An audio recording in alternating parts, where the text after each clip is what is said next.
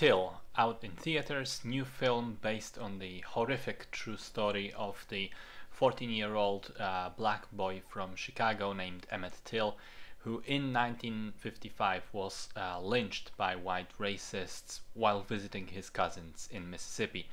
In this film, that whole thing is framed as the story of a grieving mother seeking justice, and it's the mother who's the main character, who's the point of view of the story. Some people are aware of it. It's perhaps one of the most disgusting cases of racial injustice in America.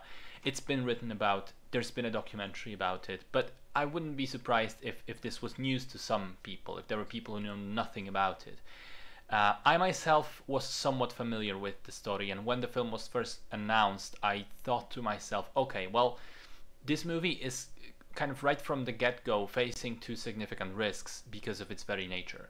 One is a risk that it will be too melodramatic and sappy and not very subtle with the subject matter and with the emotions of it all. And I'd say it partly is. There are some scenes where it does cross that line into the too much territory. But on the whole, it manages to balance this aspect out, I think. The second risk that the movie was running was the risk of being exploitative and using shock value and being brutal just for the sake of being shocking and brutal, of not being in good taste.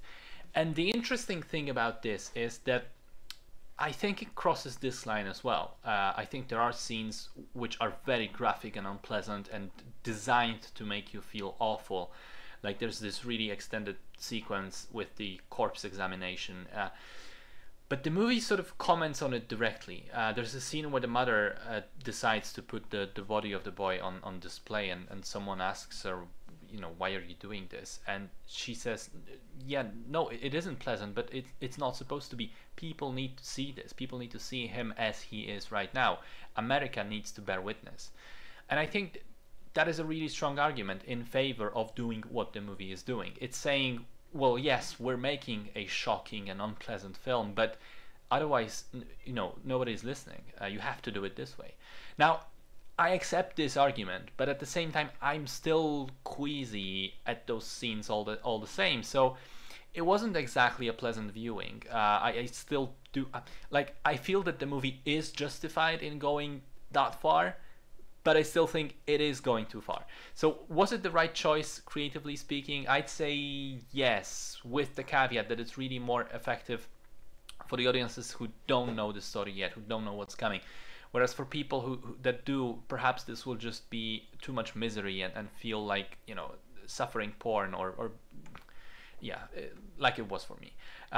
As for the rest of the film, I think it's decent overall, but uneven. There are some scenes which felt dragged out, too melodramatic, too unsubtle.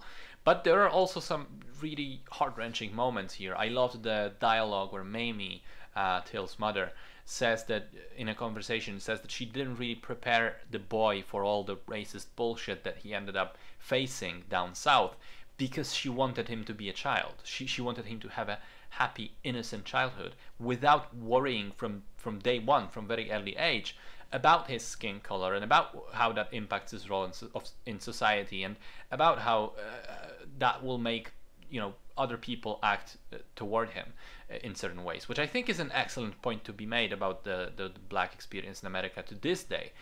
There's also that long close-up scene with the testimony at court where Danielle Deadwyler, who plays Mamie, gives a masterclass performance. I mean, in general, she's a very powerful force in the film and a large part of the reason why it even works in the first place. Other than that, I have to say, I wasn't a huge fan of the cinematography. There were several moments which took me out of the film. It felt just flat and somewhat artificial to me, like I didn't feel this was a real place. I also didn't really care for the score too much. I think that the music also went the route of being very unsubtle and in your face. But on the whole, I still think this is an okay movie.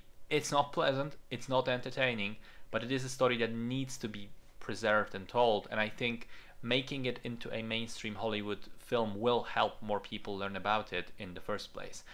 If you're one of those who are not aware of it, do give it a watch.